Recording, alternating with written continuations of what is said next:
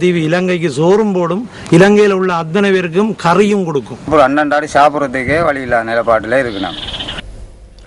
முல்லைத்தீவின் கொக்கிலாய் பகுதி மக்கள் பதிவு செய்த துயரங்களே அவை.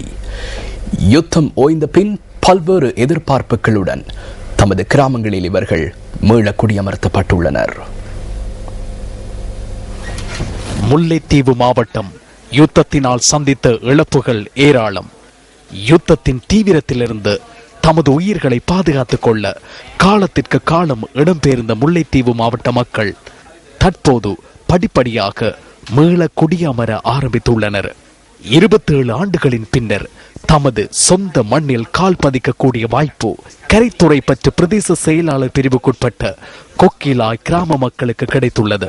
கொக்கிலாய், கொக்கு தொடுவாய், கர்நாட்டுக்கேணி, புளியமுனை மற்றும் தென்னை மரபடி ஆகிய கிராமங்களைச் சேர்ந்த இந்த மக்களின் பிரதான வாழ்வாதார தொழிலாக மீன்பிடி தொழில் காணப்படுகிறது.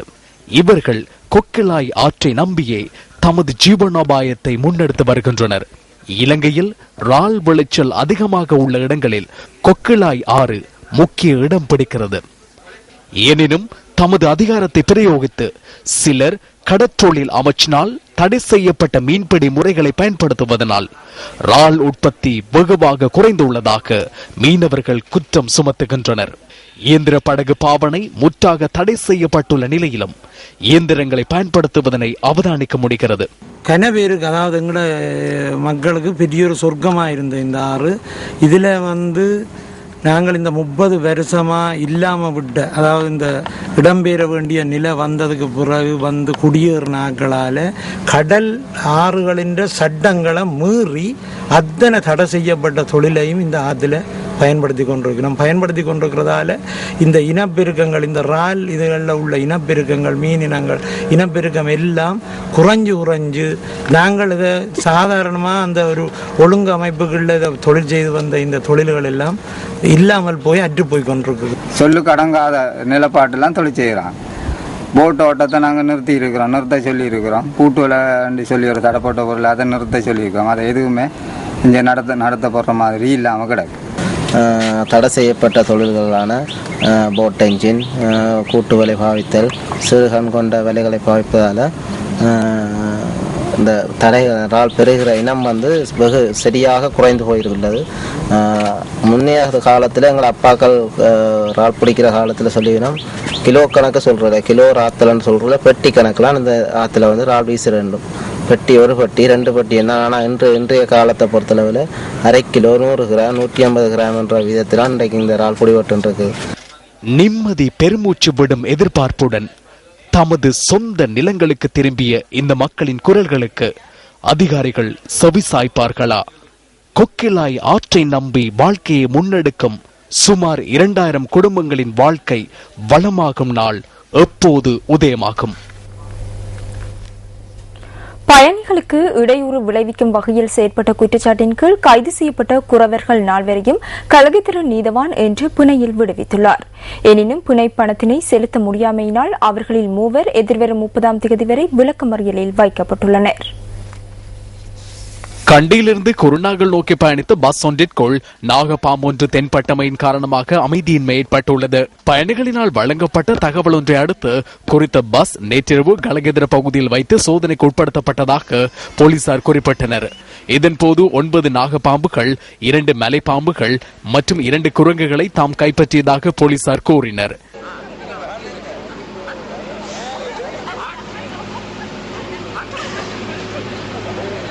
4 குறவர்கள் இவற்றை பஸ்ஸில் எடுத்து வந்திருந்ததாகவும் அவர்கள் மது அருந்திய நிலையில் இருந்ததாகவும் போலீசார் குறிப்பிட்டனர். அந்த 4 குறவர்களும் வைத்திய பரிசோதனைக்கு உட்படுத்தப்பட்டு மது அருந்தியமை உறுதிப்படுத்தப்பட்டதாக போலீசார் கூறினர்.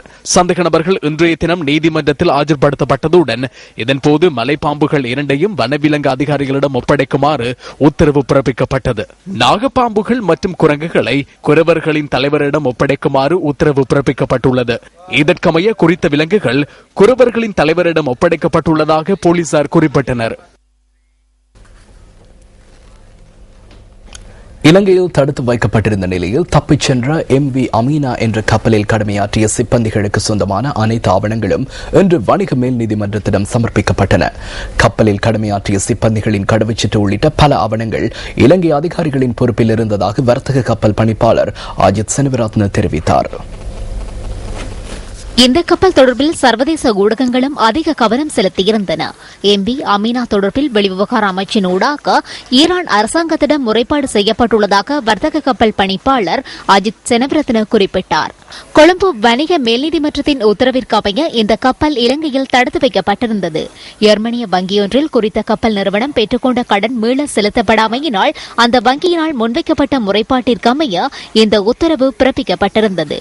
காலி கடற்பரப்பில் நங்கூரமிடப்பட்டிருந்த இந்த கப்பல் கடந்த 17ஆம் தேதி தப்பிச் சென்றதாக வர்த்தக கப்பல் பணிப்பாளர் அஜித் செனவிரத்ன குறிப்பிட்டார்.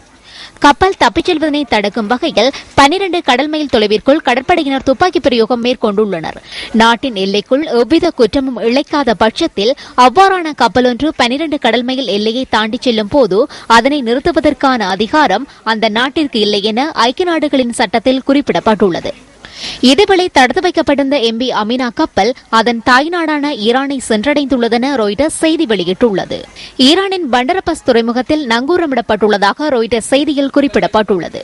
இதேவேளை MV அமீனா கப்பலின் முகாமைத்துவம் ஈரானின் டெஹ்ரான் நகரில் உள்ள ரகம்பரான் ஒமித் தராய கப்பல் நிறுவனத்தின் கீழ் உள்ளதாக மத்திய கிழக்கு நாடுகளின் ஊடகங்கள் செய்தி வெளியிட்டுள்ளன. குறித்த நிறுவனம் ஈரானில் உள்ள பாரிய பொருள் விநியோக நிறுவனமான IRISL என்ற நிறுவனத்தின் ஈரான் கப்பல் ஒன்றின் கிளை என தெரிவிக்கப்பட்டுள்ளது.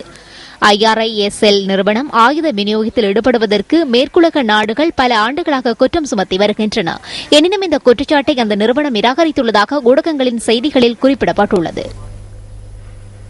இலங்கைக்கு வருகை தந்துள்ள ஆஸ்திரேலிய எதிர்க்கட்சி பிரதிநிதிகள் அடங்கிய குழுவினர் இன்று யாழ் குடாநாட்டிற்கு விஜயம் செய்துள்ளனர். ஆஸ்திரேலிய எதிர்க்கட்சி பிரதிநிதிகள் குழுவினர் மெல்லாகத்தில் உள்ள கோணப்பட முகாமிற்கு சென்றதுடன் அங்குள்ள மக்களுடன் உரையாடி அவர்களது குறைகளை கேட்டறிந்து கொண்டுள்ளனர். அதனைத் தொடர்ந்து தமிழ் தேசிய கூட்டமைப்பின் அதிகாரத்தின் கீழுள்ள பிரதேச சபைகளின் தவிசாளர்களையும் இந்த குழுவினர் சந்தித்து கலந்துரையாடியுள்ளனர். யாழ் மாவட்டத்தின் தற்போதைய நிலைமை, அங்கு முன்னெடுக்கப்படும் அபிவிருத்தி திட்டங்கள், மக்கள் எதிர்நோக்கும் பிரச்சினைகள் உள்ளிட்ட பல்வேறு விடயங்கள் தொடர்பில் இங்கு கலந்துரையாடப்பட்டுள்ளது. ஆஸ்திரேலியாவின் பிரதி எதிர்க்கட்சித் தலைவர் யூலி பிஷப் உள்ளிட்ட பிரதிநிதிகள் குழுவினர் 2 நாடுகளுக்கும் இடையிலான உறவுகளை வலுப்படுத்திக் கொள்ளும் நோக்கில் இலங்கைக்கு விஜயம் செய்துள்ளமை குறிப்பிடத்தக்கது.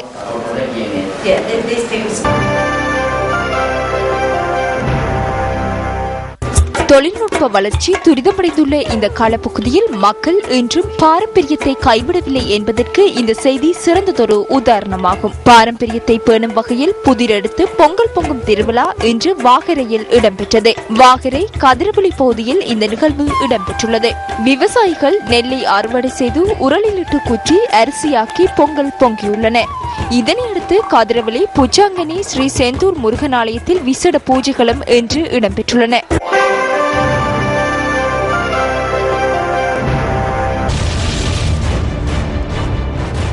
காலியின் முன்னாள் மேயர் மெட்சிரிடி சில்வா பதவி நீக்கம் செய்யப்பட்டதை அடுத்து அந்த பதவிக்கு தகுதியான ஒருவரை நியமிப்பதில் சிக்கல் நிலை தோன்றியுள்ளது. ஜனவரி 1ஆம் தேதி முதல் அமுல்படுத்தப்பட்ட மாகாண உள்ளூராட்சி சட்டத்தில் இவ்வாறான நிலைமைகளுக்கு தீர்வு இல்லை. மாகாண உள்ளூராட்சி சட்டத்தினை மறுசீரமைப்பது தொடர்பில் கவனம். ஜனவரி மாதம் 1ஆம் தேதி அமுல்படுத்தப்பட்ட சட்டம் 28 நாட்களை கடந்துள்ள நிலையில் மீண்டும் திருத்தப்படுகின்றது. எந்த இடத்தில் சிக்கல் நிலை தோன்றியது? மட்டக்களப்பு மாவட்டத்தின் வாகரை பகுதியில் அசாதாரண சூழ்நிலை காரணமாக செயற்படாதிருந்த அறநெறி பாடசாலைகளை மீள ஆரம்பிப்பதற்கான நடவடிக்கைகள் நேற்றைய தினம் இடம்பெற்றன. யுத்தம் காரணமாக பல ஆண்டுகளாக இந்த அறநெறி பாடசாலைகள் செயற்படாத நிலையில் இருந்தன. இந்த நிலையில் வட்வான் பிரதேசத்திற்கான அறநெறி பாடசாலை கலைமகள் கல்லூரி கட்டிடத்தில் நேற்று ஆரம்பித்து வைக்கப்பட்டது. வாழைச்சேனை இந்து மகா சபையின் ஏற்பாட்டில் நடைபெற்ற இந்த நிகழ்வில் வாகரை பிரதேச செயலாளர் உள்ளிட்ட பலர் கலந்து கொண்டிருந்தனர்.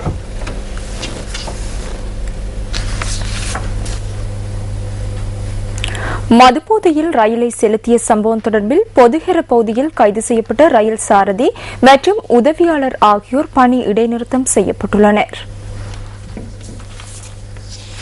அவர்கள் மதுபோதையில் இருந்தமை உறுதிப்படுத்தப்பட்டுள்ளதாக ரயில்வே பொது முகாமையாளர் PAB ஆரி ரத்ன தெரிவித்தார்.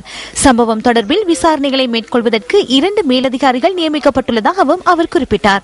விசாரணைகளின் போது அவர்கள் குற்றவாளிகளாக நிரூபிக்கப்படும் பட்சத்தில் அவர்களுக்கு எதிராக கடும் சட்ட நடவடிக்கை எடுக்கப்படும் எனவும் அவர் மேலும் குறிப்பிட்டார். அவர்கள் இருவரையும் நேற்று சட்ட வைத்திய அதிகாரி முன்னிலையில் ஆஜர்படுத்தி அறிக்கையை பெற்றுக் கொண்டதாக போலீஸ் ஊடக பேச்சாளர் சிரேஷ்ட போலீஸ் அத்தியட்சகர் பிரசாந்த் ஜெயக்கொடி தெரிவித்தார். இதேவேளை வவுனியாவிலிருந்து கொழும்பு கோட்டை வரை பயணித்த இந்த கடுகதி ரயிலை பொத்துஹேர ரயில் நிலையத்தில் நீண்ட நேரம் நிறுத்தி வைத்திருந்தமையினால் பயணிகள் மத்தியில் அமைதியின்மை ஏற்பட்டது. இதனையடுத்து வேறு சாரதி ஒருவரை பயன்படுத்தி ரயிலை உரிய இடத்திற்கு அனுப்புவதற்கு நடவடிக்கை எடுக்கப்பட்டது. இந்த கடுகதி ரயிலில் மோதி விபத்துக்குள்ளாகி காயமடைந்த தாயும் மகளும் குருநாகல் வைத்தியசாலையில் சிகிச்சை பெற்று வருகின்றனர். அவர்களின் நிலைமை கவலைக்கிடமாக இல்லை என வைத்தியசாலை பேச்சாளர் ஒருவர் குறிப்பிட்டார். இருப்பினும் ரயில் மார்க்கத்தின் குறுக்கு வீதியில் பாதுகாப்பற்ற முறையில் வாகனத்தை செலுத்திய குற்றச்சாட்டில் அந்த தாயை கைது செய்ய உள்ளதாக போலீசார் தெரிவித்தனர். மதுபோதையில் ரயிலை ஓட்டிச் சென்று போலீசாரினால் கைது செய்யப்பட்ட ரயில் சாரதி மற்றும் அவரின் உதவியாளர் தொடர்பில் விசாரணைகள் ஆரம்பிக்கப்பட்டுள்ளதாக ரயில்வே போக்குவரத்து அத்தியட்சகர் LAR ரத்நாயக்க தெரிவித்தார்.